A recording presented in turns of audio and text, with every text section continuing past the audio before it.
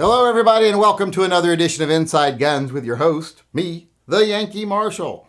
Today I want to talk about a subject that I get questions about all the time, and that is light body armor. Just last night I got a question in the live chat saying, hey, do you think we should have light body armor as citizens? Is it important?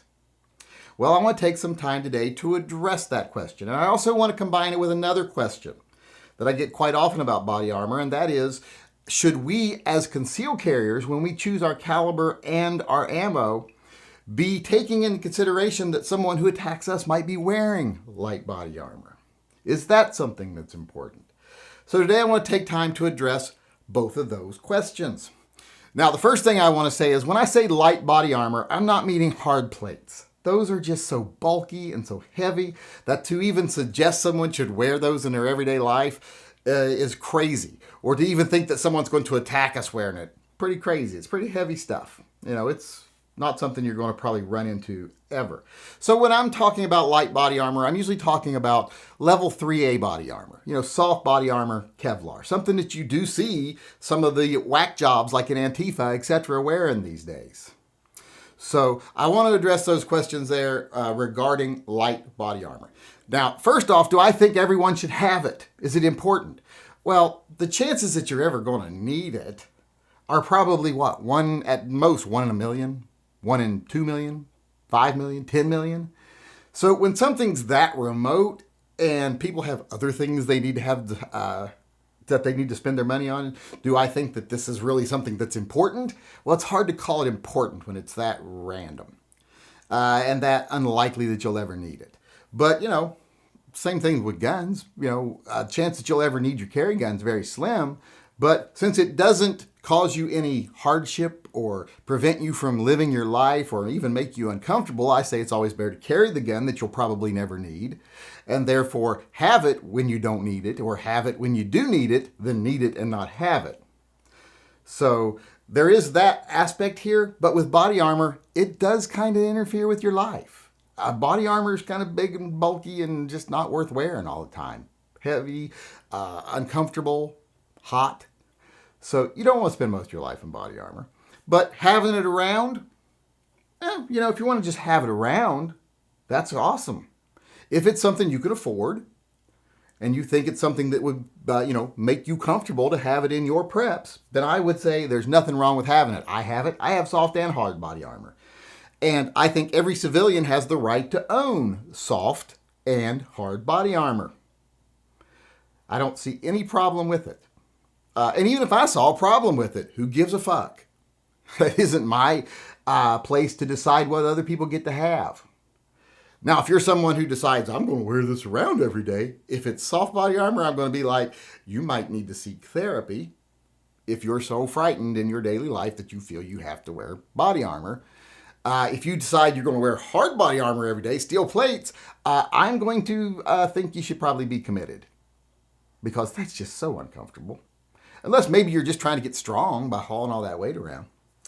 But like I said, I don't think it's super important, but it's something I think everyone should have if they can. But if you don't have it, I'm not going to be like, you're not prepared. Because here's one thing. A lot of people overrate body armor. And this is going to kind of take us into our next topic of should we be prepared for an assailant that has body armor? Because I've been to a lot of these Antifa things and etc. As an observer, and I have seen a lot of them wearing light body armor. And I'm not just talking, they're wearing a tactical vest and the media says it's light body armor. No, I'm seeing them wear carriers with AR-500 soft body armors in them. So they're actually wearing the body armor. I don't know who's providing it for them. And then I started thinking, I'm like, a lot of these Antifa, 7 out of 10 of them are just homeless kids. And then there's probably 2 out of 10 that are, just ordinary kids who want to go wild and go out and be in the streets. And some of them actually probably care about what they're protesting about, but most of them don't. And then there's 1 out of every 10 who's just some rich kid trying to piss off daddy. I've noticed that a lot with the Antifa kids. Kids that if you talk to them, they're like, oh yeah, I drove here in my Beamer that daddy bought me, but I like to look like a street kid and hang out with them. And that's weird, and I ran into that a lot when I was in social services, when I was dealing with at-risk youth, so it does happen. So maybe they're buying them the body armor, I don't know. Or maybe they're being sponsored by someone, I don't know. But it happens. Sometimes you run into people that have body armor. And if you're carrying a gun and they're the aggressor, you might want to be prepared for that. But like I was saying, I think a lot of people overestimate the abilities of level 3A body armor. If you look here, here's a plate of 3A body armor, the front of it, and the back of it, which is torn to pieces, that I shot at with a 5.7 by 28 millimeter. And not even the good 5.7 by 28, the standard off-the-shelf stuff. Tore right through this thing. In fact, it tore through this, then went through a 5/8 inch piece of plywood, and you could even hear it hitting the metal behind the plywood when I was shooting at it with it. If you look at this one right here, this one I shot with 9mm. It tore the hell out of it. But it wasn't just ordinary 9mm. It was Fort Scott 9mm, solid copper, tumble upon impact rounds, very sharp pointed. And at 10 to 15 yards, they went through it like butter, then went through 5/8 inch plywood, then struck the steel behind. So as far as them being, making you impenetrable or impregnable as far as ammo is concerned, it really doesn't. 357 Magnum tears through it like butter too at 30 yards. So soft body armor will give you some protection over great distances from even rifle fire. But when it comes to moderate distances, 30 yards and closer, even handgun ammo, if it's good modern ammo, going to go right through it. So I wouldn't be too worried about who's wearing the body armor because, like I say, get yourself a good 9mm solid copper ammunition like Fort Scott. Will go right through it at self-defense yards. 357 Magnum, especially the Underwood stuff, the solid copper stuff. I mean, it's like the Kevlar's not even there. The first time I shot one of the Kevlar plates with 357 Magnum, it did so much damage to the Kevlar with 3 shots that the thing blew up like a pufferfish. So body armor is good for certain things, but it is not going to keep you from getting killed if you go up someone close and they've got a modern caliber with modern ammo. Now, if they're shooting at you with 380 or 9mm or 38 special, that's just like a standard hollow point round. Well, yeah, that won't penetrate the first few rounds. If they fire 4 or 5 at you, yeah, the 4th, 5th round might get through. But the first ones, it'll stop. You won't be happy, but it'll stop the rounds. You'll live, probably. But still, you're going to suffer a lot of pain.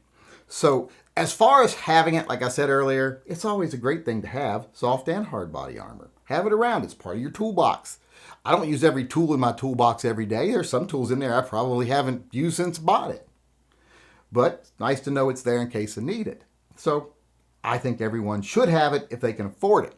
As far as being prepared for someone else having it, if you just choose a good modern gun of a substantial caliber, meaning 9mm or more, and then you load it with a good modern round, especially something like a solid copper round, like a Fort Scott or an Underwood, at close range, that body armor is not going to mean anything on them.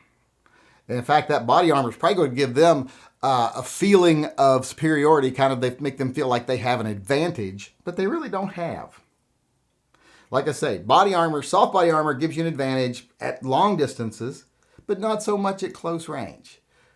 So it really doesn't do much. And hard plate armor, if someone's running around in hard plate armor, solid steel armor, what am I going to say? You'll probably notice them because they'll be the ones moving really slowly and sweating a lot. And you can probably just, if they come at you, just step out of the way and push them down because they're going to be exhausted. But it's one of those things that, like I say, people overestimate it. If you want to be prepared for it, just get yourself a good solid copper ammo and shoot something 9mm or higher. Or just shoot 357 Magnum. 44 goes through it also. So don't overestimate what body armor will do for you. It is a useful tool, but it doesn't make you invincible. And if you're worried about the guy coming at you with it, let's hope he thinks it makes him invincible, because it definitely does not. All right, everybody, with that being said, it is now time to move on to my favorite part of the show, gun talk. As many of you out there are probably already aware, I recently bought a new Mossberg 590 retrograde shotgun. Retrograde just meaning, I guess, old-timey, which I guess would mean I'm a retrograde model also. But a lot of people have been asking me, am I going to make any changes to this? What modifications will I make to this gun to make it a little more usable? And I thought today I would take some time to address those questions. Well, one of the things I'm going to add here is a little side saddle here, to carry some extra rounds. This is an 8+1 shot shotgun, and when I put 6 more rounds here on the side, that'll give me a total of 15 rounds. So I will be adding this. I will also be adding a top rail right here. In fact, this works in conjunction with the side saddle. The rail just goes right on top of the side saddle mount here, and the screws go through the top of the rail, through the side saddle, into the top of the gun. And since now looking down the gutter of that rail is going to raise my rear sight a little bit, I need to raise my front sight a little bit. So I'm going to be replacing the small brass bead that comes on it with an XS big dot front sight. Now the side saddle and the top rail are easy to put on here because this thing is drilled and tapped here with screws. So I just have to take these screws out, put those items in place, and put the screws they came with back in. All right, this sight comes with the Allen wrenches and the screws you need to put it on. So let me get the screws out and put a little Loctite on them.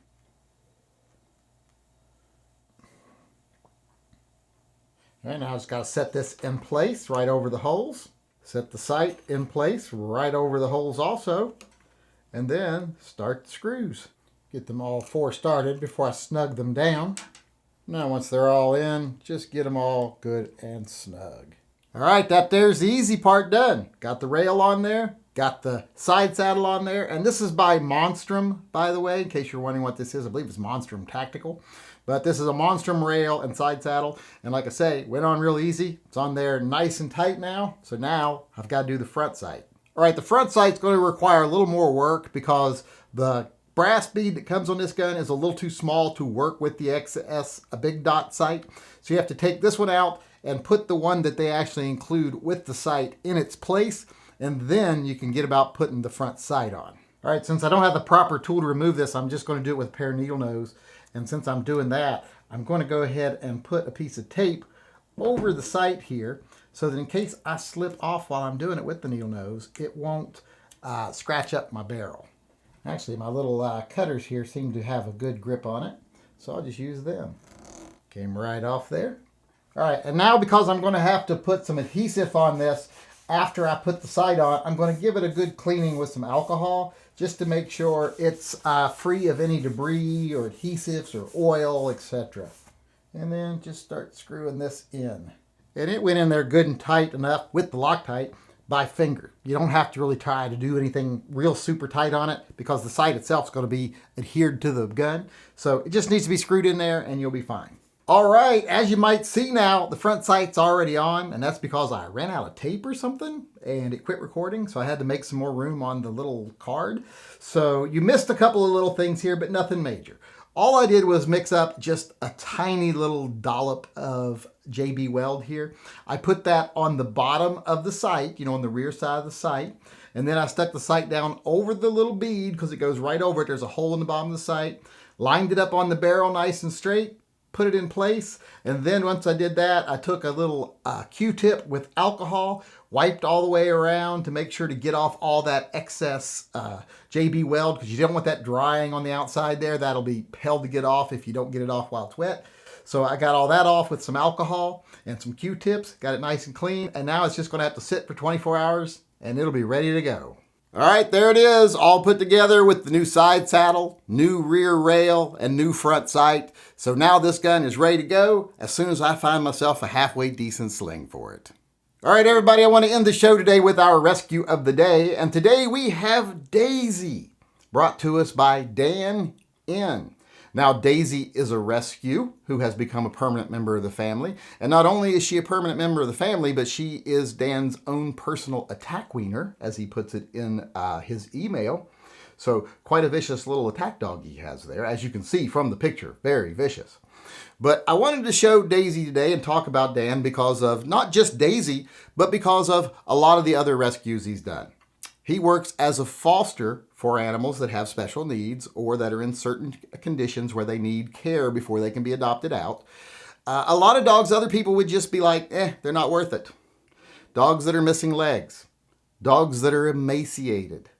I can't stand when people see a dog like this alongside the road and they don't do anything. They're just like, that's probably a lost cause by now. It's not a lost cause. Take this little girl here, for example, Surf. Look at her with her puppies, and then look at her later before she gets adopted. When they took her in, she was in bad shape. Now she's a happy, healthy dog, and so are her puppies. So don't write dogs off as lost causes. Do something. Even if it's just putting them in your car and taking them to a shelter, don't let them live that life out on the streets. Just because you think, well, that one's not long for this world. Even if she's not, her puppies need care. But chances are she'll be fine if you get her the care she needs. So that was one of the things I wanted to stress with this. And especially like three-legged dogs. He's got a three-legged dog he took care of that, awesome dog. A lot of people would write them off. Don't do that. They're great dogs. So I just wanted to show today, I wanted to show Daisy and congratulate her on getting her forever home. And I wanted to say thanks to Dan for all the work he does and use him as an example of why people should get up and do something. He's fostered tons of dogs, rescued several himself. Get out there, get involved, because you as one person, you think you may not be able to do much, but you can actually do quite a bit. All right, everybody, that's our show for today. I hope you enjoyed it, and I hope you come back again tomorrow. Until then, I'll just sign off as usual by saying, as far as the state of the world today is concerned, it is what it is. It could be better, but it could be worse.